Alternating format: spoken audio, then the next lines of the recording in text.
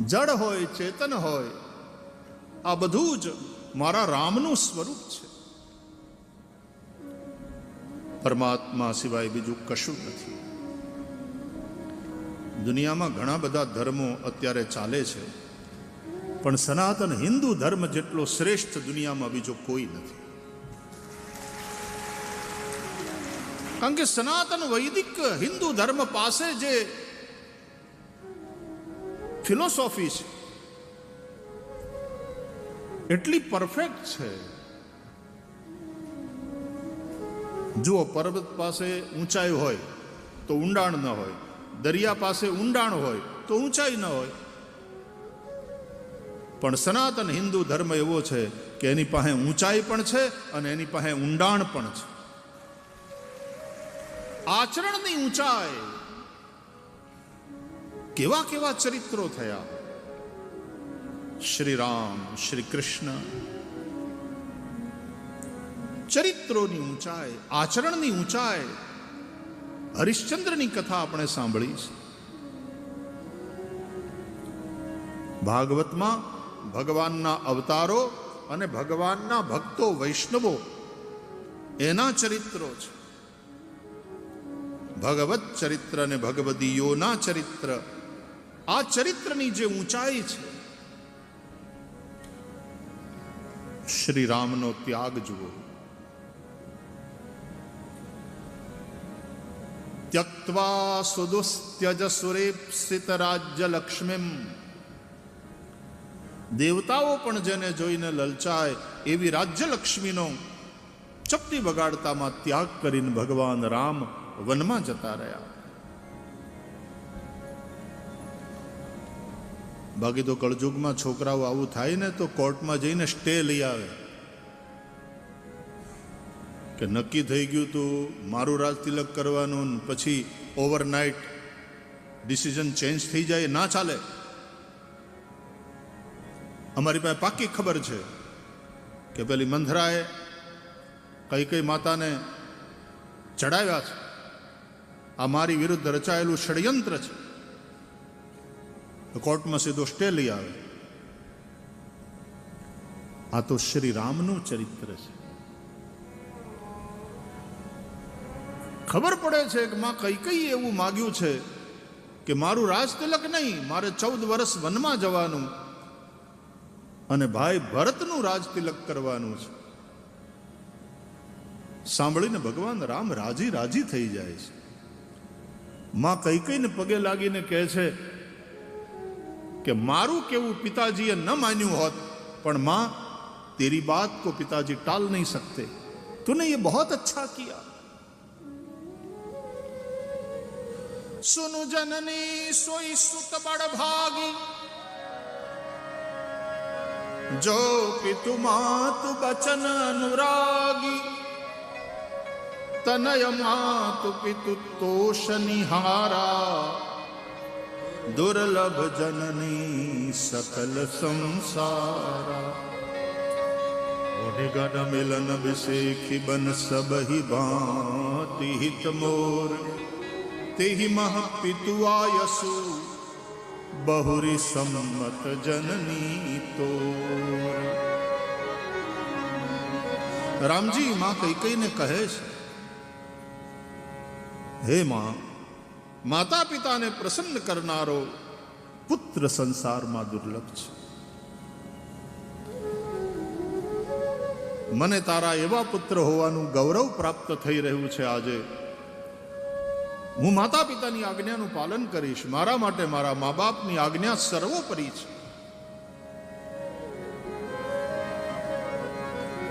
અહીંયા બાપને મારીને સત્તા છીનવી લેનારા એવા શાસકો થયા, ભાઈને મારીને ભાઈઓએ સત્તા છીનવી લીધી એવા શાસકો થયા. ઇતિહાસ ગવાહ હૈ. ત્યારે શ્રી રામના ચરિત્રની ઊંચાઈ જુઓ.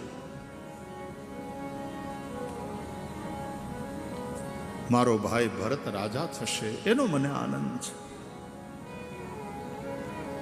ભરત પ્રાણ પ્રિય પાવહી રાજુ. અને માં તે મારા માટે જે વનવાસની વાત કરી એમાં તો મારું હિત છે, મારું કલ્યાણ છે. મારા કેટલા બધા ફાયદા ગણાવવા માંડ્યા રામ. મુનિગન મિલન વિશેખી બન સબહી ભાંત હિત મોર તેહી મહ પિતુ આયસુ બહુરી સંમત જનની તોર.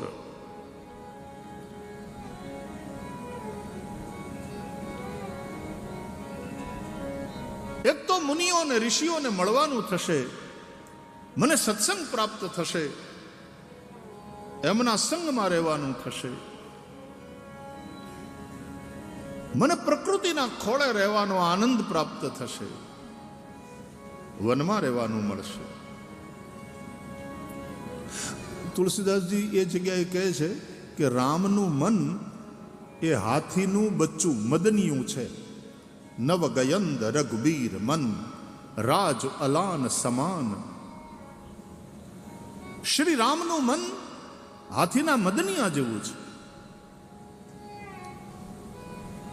અને રાજ તિલકની વાત, રાજા બનવાની વાત, એ તો અલાન સમાન. એ મદનિયાના પગમાં પડેલી હાકળ જેવી હતી. હાથીને તો લગામ ના હોય, એને કાંઈ ગળામાં તે આમ દોરડા બાંધીને બાંધવાની વાત ન હોય, એના પગમાં સાંકળ હોય. અને સાંકળ તો રામ રૂપી મદનિયું અથવા તો રામના મન રૂપી મદનિયું એ વનમાં મુક્ત વિહાર કરવા ઈચ્છે છે. પણ દશરથજીએ રાજ્યાભિષેકની વાત કરી, માથે જવાબદારી નાખી દીધી. તમારે રાજા બનવાનું છે, પ્રજાનું પાલન કરવાનું છે. એ રાજ અલાન સમાન. એ જાણે પગમાં સાંકળ પડી, બંધન થઈ ગયું. મારે તો વનમાં મુક્ત વિચરણ કરવું હતું, પણ આ એક જવાબદારી આવી. પિતાની આજ્ઞા હોય તો મારે એ પણ સ્વીકારવી પડે. સત્તા માટે નહીં, પિતાની આજ્ઞા માનવી એ ધર્મ છે. પણ જ્યારે કૈકેયી માતાએ રામને વનવાસ આપ્યો કે જા બેટા વનમાં જા, એનો મતલબ એમ કે માં કૈકેયીએ રામના મનરૂપી મદનિયાના પગમાં પડેલી રાજ્યાભિષેકની રાજસત્તાની જવાબદારી રૂપી સાંકળને ખોલી નાખી કૈકેયીએ, અને મદનિયાને છૂટું કર્યું કે જા બેટા વનમાં વિહાર કર.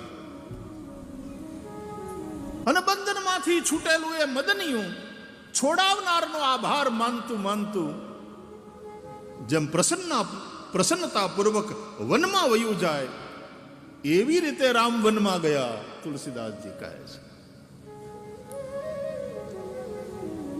એટલે વનમાં જવાની કોઈ ગ્લાનિ નથી, પ્રસન્નતા છે.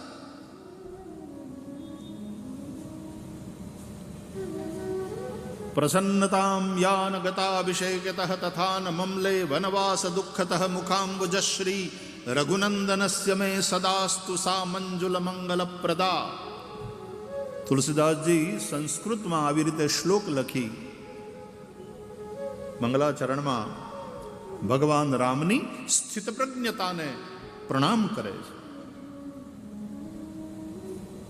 રાજ તિલકની વાત સાંભળી અને જે પ્રસન્ન થઈ ગયા, ફૂલાઈ ન ગયા. હા, નવા મિનિસ્ટરોની યાદીમાં આપણું નામ આવી ગયું. ગાંધીનગરથી ફોન આવ્યો, આપણું સ્થાન પાકું.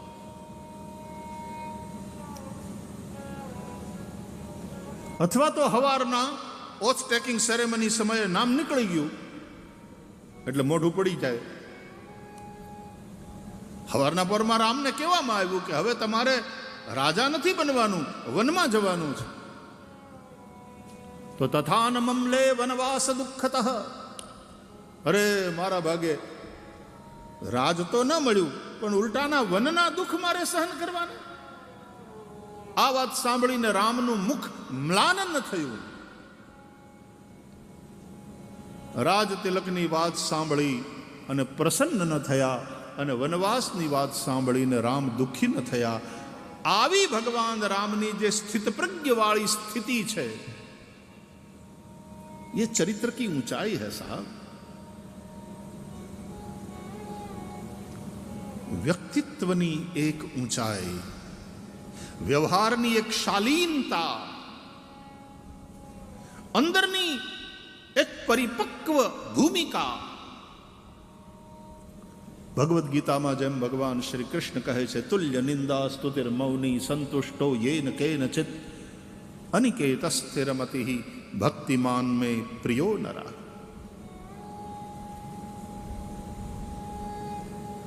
સુખ દુઃખ બધામાં એક સમાન સ્થિતિ.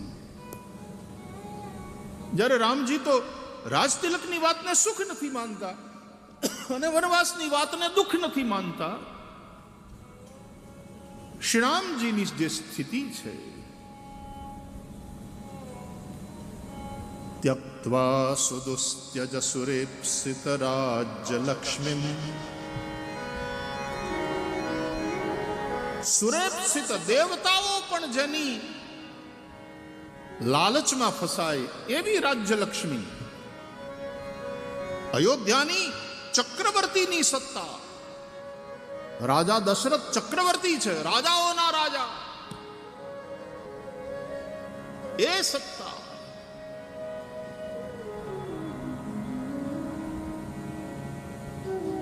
એને આમ એક ક્ષણમાં ત્યાગી દીધી.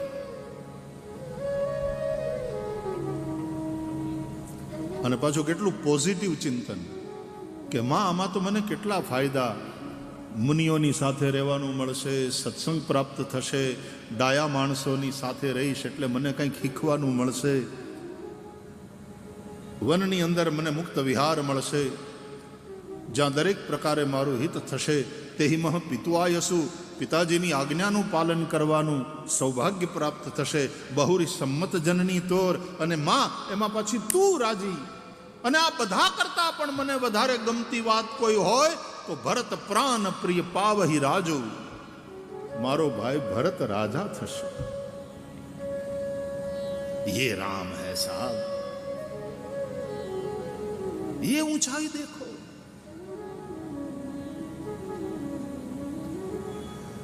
ભગવાન શ્રી કૃષ્ણ કારાગારમાં જન્મ્યા ત્યાંથી જેલમાં. એ જેલથી લઈ અને દ્વારકાના સોનાના મહેલ સુધીની યાત્રા. જેલમાં જન્મ્યા પણ જેલમાં રહ્યા નહીં. हर जन्म बंधन ही है साहब, हर जन्म बंधन है. और हमारा प्रयास मुक्ति के लिए होना चाहिए.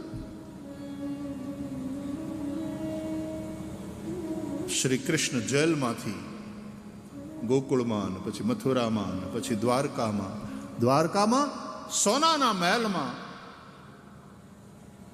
કૃષ્ણ સોનાના મહેલમાં રહ્યા, પણ સોનાની દ્વારકા અને સોનાના મહેલ કૃષ્ણમાં ક્યારેય ન રહ્યા. અનાસક્ત ભાવથી પ્રભુ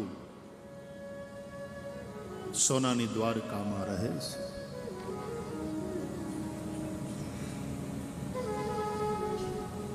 રાજા તો ઉગ્રસેન છે, પોતે રાજગાદી ઉપર નથી બેઠા, પણ સૌના હૃદયના રાજા શ્રી કૃષ્ણ છે. ઉગ્રસેનનું રાજ લોકો ઉપર, કૃષ્ણનું રાજ લોકોના હૃદય ઉપર.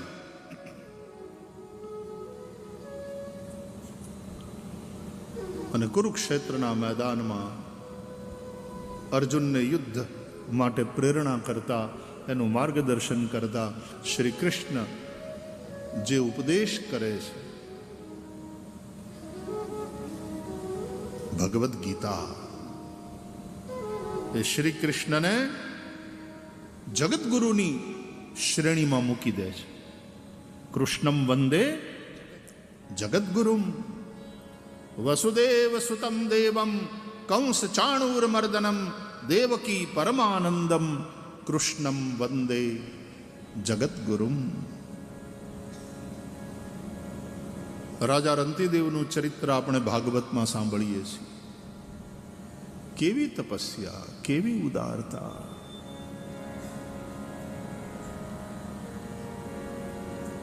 આટલી તપસ્યા પછી ભગવાન પ્રસન્ન થઈ અને રંતિદેવને એમ કહે છે કે માગો, તમને શું આપું. એટલે રંતીદેવ કહે છે કે પ્રભુ, હું પ્રાણી માત્રના હૃદયમાં રહું. ભગવાને કહ્યું, એ તો હું છું જ ત્યાં. ઈશ્વર સર્વભૂતાનામ હૃદયશીર્જુન તિષ્ઠતિ. ભગવાન પ્રાણી માત્રના હૃદયમાં રહેલા છે. એ જ ચેતનાનું ચેતન છે, એને કારણે જ જીવન છે. તો ભગવાનને કહા તો મેં તો સબ પ્રાણી માત્ર કે હૃદય મેં હું ही हूं. તો રંતીદેવે કહ્યું કે હું यही तो रहूं, क्यों आपके साथ मैं नहीं रह सकता, मुझे आपका सानिध्य मिल जाएगा.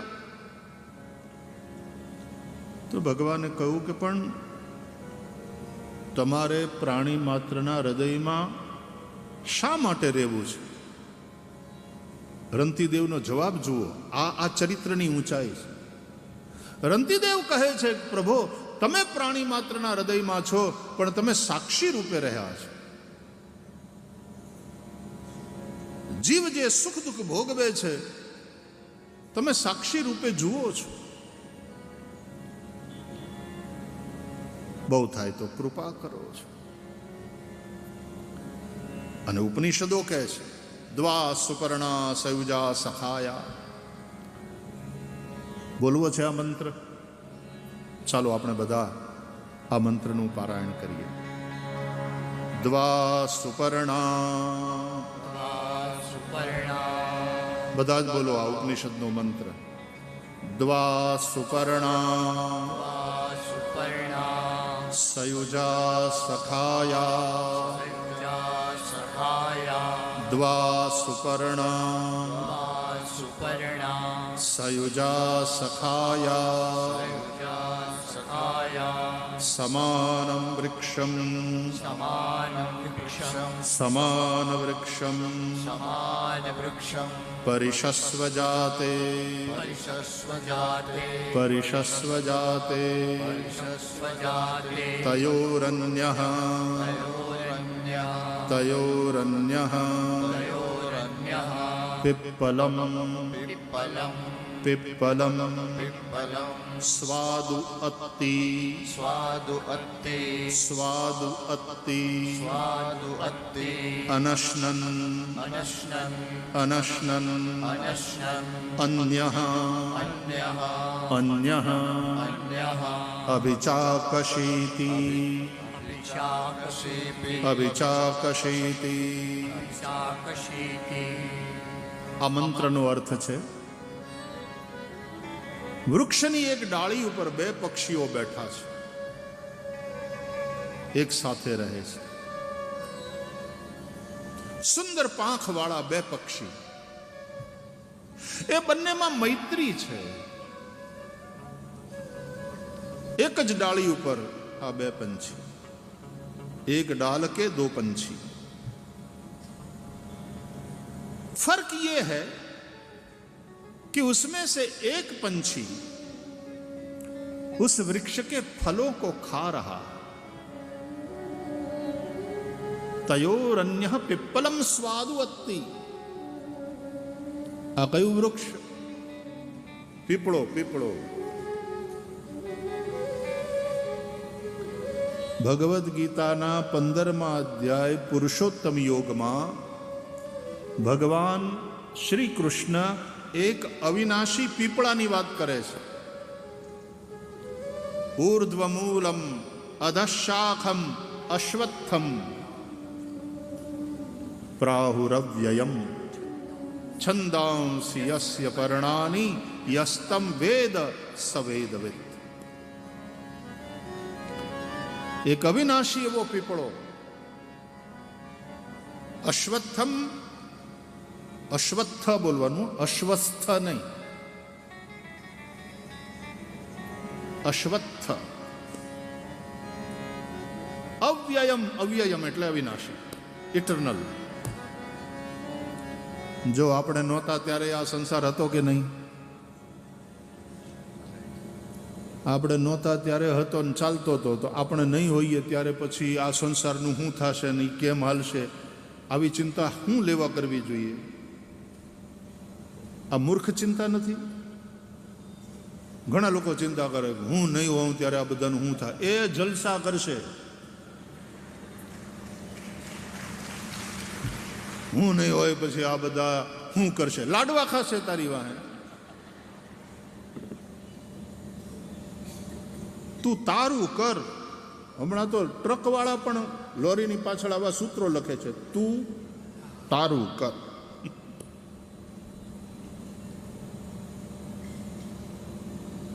બહુ ચિંતા કરે ને મારા ગયા પછી આ બધાનું શું થશે, ગુજરી ગયા પછી જો એવું થઈ શકતું હોય તો આમ આકાશમાંથી ફાંકું કરી, જેમ પડદાનું કપડું ફાડીને આપણે ન જોઈએ કે શું કરે ઓલી બાજુ બધા, એમ આકાશમાં આમ ફાંકું કરી અને ફાડી આકાશને અને જરાક મોઢું બહાર કાઢીને જોજે શું કરે. બધા પાર્ટી કરતા હશે,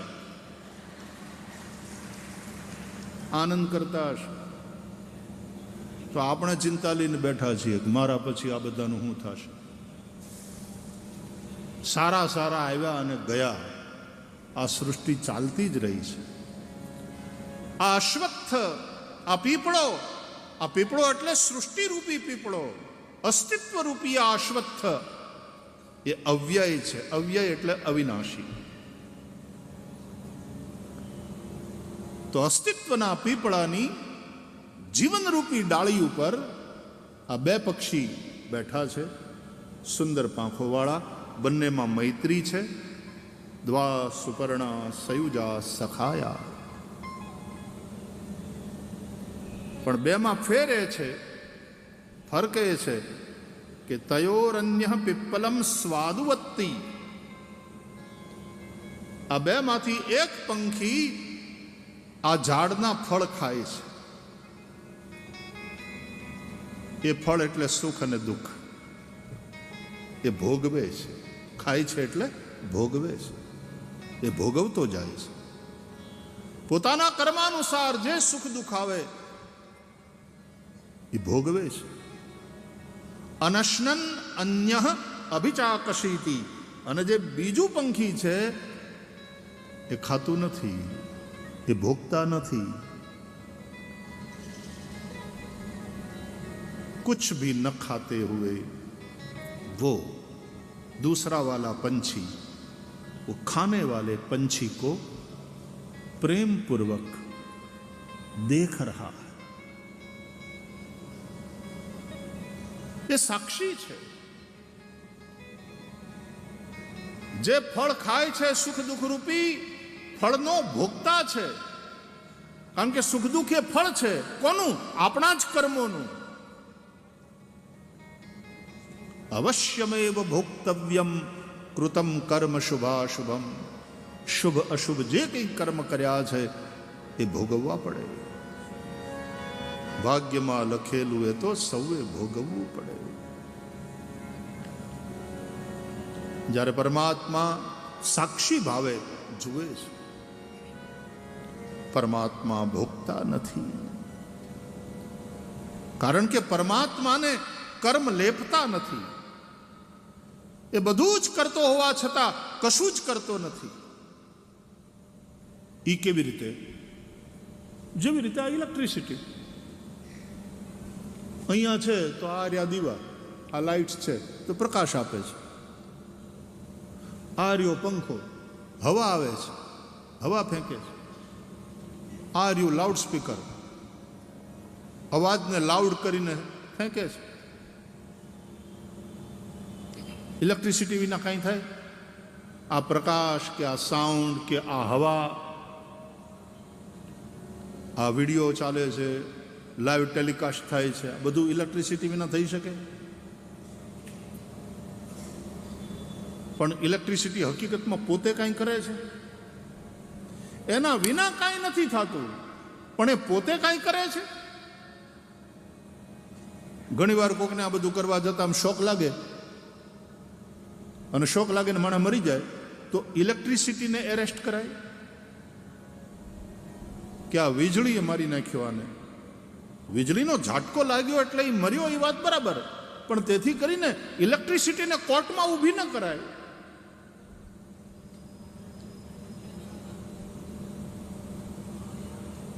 એમ પરમાત્મા સિવાય કશું જ થતું નથી.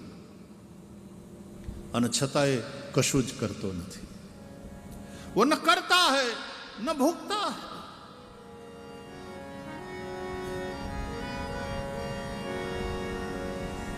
એટલે ભગવાન કહે છે જન્મ કર્મ ચ મે દિવ્યમ, મારા જન્મ અને મારા કર્મ એ દિવ્ય છે. એનું રહસ્ય જે જાણે છે એ જ તત્વવેત્તા છે. તો પરમાત્મા બધું જ કરતો હોવા છતાં અકર્તા છે. રામચરિતમાનસમાં ભગવાન શિવ પાર્વતીને કથા સંભળાવતી વખતે આ વાત બહુ સ્પષ્ટ અને સરળતાથી સમજાવે છે.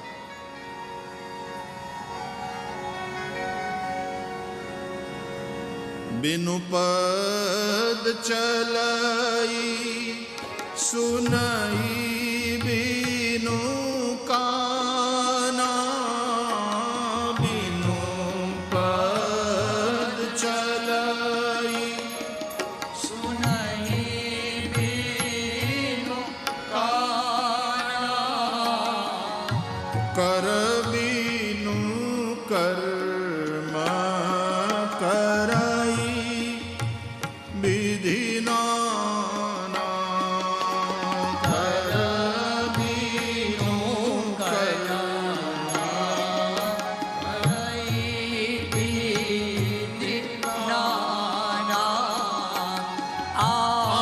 आनन रहित सकल रस भोगी,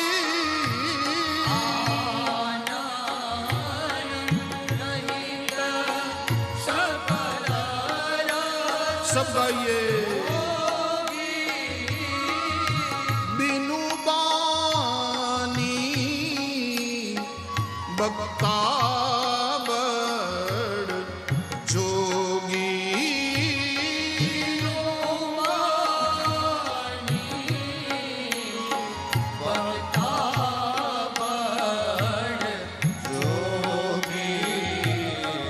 तन बीनु परस नयन बीनु देखा,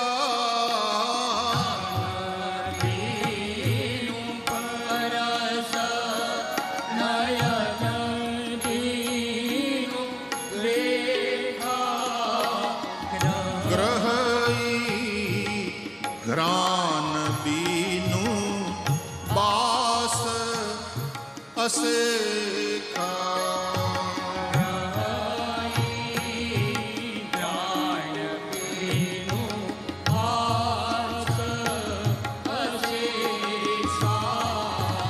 असी सब भांति अलौकिक करनी,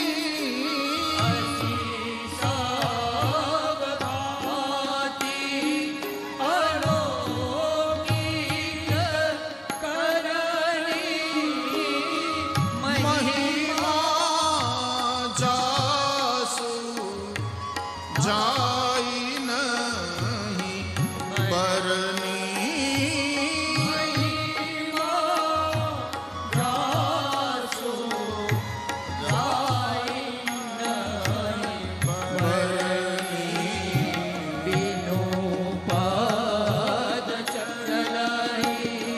सुनाई बिनु काना, बिनु पद चलाई सुनाई बिनु काना, कर बिनु कर्म करही विधि नाना, कर बिनु कर्म करही विधि नाना. ઈ વગર પગે ચાલે છે. હાથ નથી અને કેટલા કામ કરે છે. એ શરીર નથી ને સ્પર્શ કરે છે.